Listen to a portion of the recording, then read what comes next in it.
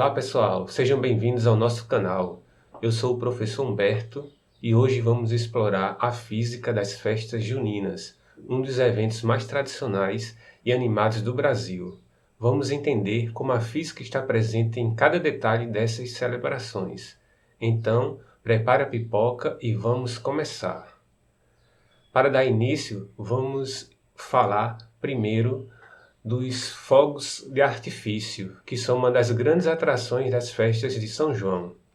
Um dos tipos mais usados é o foguete, que sobe ao céu e explode ao alcançar uma certa altura.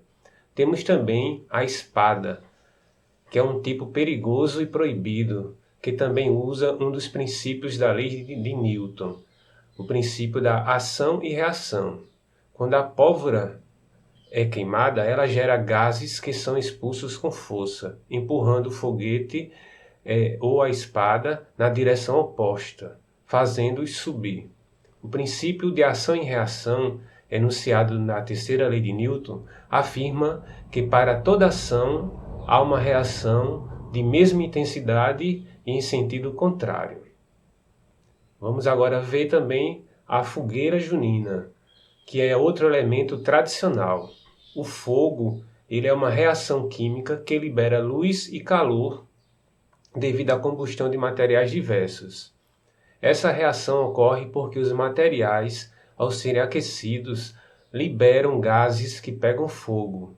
No entanto, é importante lembrar que um incêndio é o fogo fora de controle, causando danos e prejuízos. A combustão é um processo exotérmico, o que significa que libera energia na forma de calor e luz.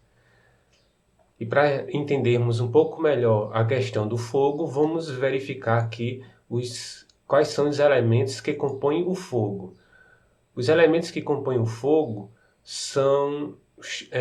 formam o chamado triângulo do fogo, que é o combustível, o comburente e o calor. O combustível ele é o material que queima como madeira ou papel.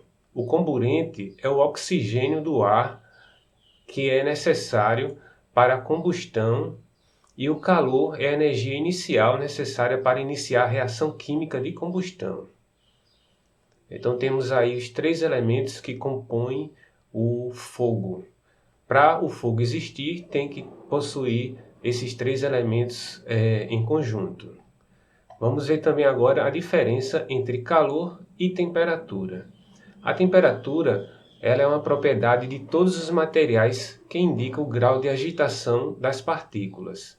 Quando dois sistemas entram em equilíbrio, eles apresentam a mesma temperatura. Enquanto houver diferença de temperatura entre os sistemas, haverá transferência de energia na forma de calor, do sistema mais quente para o mais frio.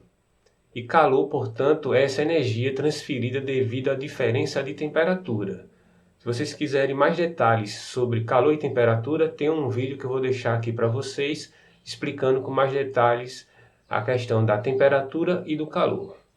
Mas vamos seguir adiante. Existem três formas principais de propagação do calor, que é a condução, a convecção e a radiação. Na condução, o calor se transfere através de um material sólido, como quando você toca uma colher quente. Na convecção, o calor ele é transferido por meio de fluidos em movimento, como a água fervendo em uma panela. E na radiação, o calor é transferido através de ondas eletromagnéticas, como a luz do sol aquecendo a Terra. Então temos aqui o exemplo da panela, onde a gente visualiza os três processos de transmissão de calor. E na festa junina é costume a gente consumir comidas feitas de milho. E um desses alimentos mais tradicionais é a canjica e a pamonha. Então aí temos um videozinho mostrando a pessoa fazendo uma canjica. Então você observa que sempre se utiliza uma colher de pau. Por que vai utilizar a colher de pau? Porque ela não é um bom condutor de calor. Então dessa forma a pessoa pode ficar lá várias horas mexendo a canjica e não vai sentir o calor passando pela colher de madeira, né? Porque ela não é um bom condutor. Se fosse uma colher de metal, a pessoa não aguentaria poucos minutos ali mexendo. Então utiliza-se essa colher de pau para fazer a canjica, as comidas de milho. Dando continuidade, vamos falar também agora sobre os balões. Qual o princípio físico que explica o voo dos balões, né? Então, quando uma massa de ar ela é aquecida, ela se dilata e se torna menos densa. Então, dentro do balão, nós vamos observar exatamente esse aquecimento. E durante esse aquecimento do ar que está dentro do balão, o ar aquecido, ele vai se dilatar e vai se tornar menos denso, ou seja, ele vai ficar mais leve. Então vai existir uma força chamada de empuxo que vai empurrar o balão para cima. Então nos balões o ar quente fica retido e como ele é menos denso que o ar ambiente, o empuxo sobre o balão é maior que a força-peso do balão, fazendo-o subir. Esse empuxo é explicado pelo princípio de Arquimedes, que é uma força vertical que atua sobre todo objeto mergulhado em um fluido. Arquimedes descobriu que a força de empuxo é igual ao peso do fluido deslocado pelo objeto. Então aí temos a explicação física do porquê o balão sobe.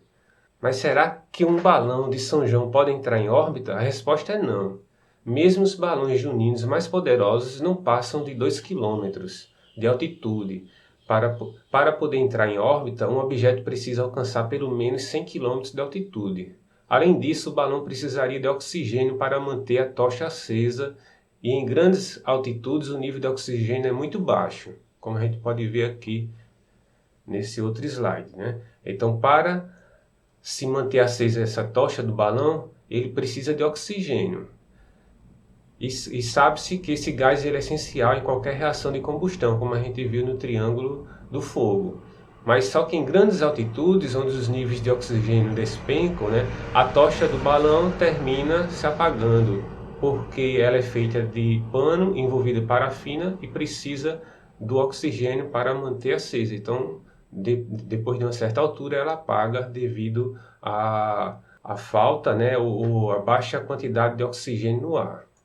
Outro ponto que também devemos levar em consideração, o balão não atinge uma velocidade suficiente para entrar em órbita. Sem decolar e viajar bem rápido, o balão não tem força para se desgrudar da gravidade da Terra. Para conseguir isso, é preciso algo em torno de 40 mil km por hora. Só um foguete pode chegar a essa velocidade. Então o balão é impossível entrar em órbita, mesmo os maiores balões. E para a gente terminar, eu deixo um desafio aqui para vocês. Quem nunca ouviu falar sobre origami, origami é a arte tradicional e secular japonesa de dobrar o papel, criando representações de determinados seres ou objetos, com as dobras geométricas de uma peça de papel sem cortá-la ou colá-la. Então, o nosso desafio é vocês construírem um balão a partir de uma folha usando o origami, ou seja, as dobraduras no papel. Espero que todos consigam realizar. Eu vou deixar um vídeo também aqui embaixo mostrando como se constrói um balão através da folha de papel, né, usando o origami com as dobraduras. Então desejo um bom São João para todos, né, e até a próxima aula. E não se esqueçam também de se inscrever no canal, curtir o vídeo e deixe seus comentários com sugestões e dúvidas. Até a próxima!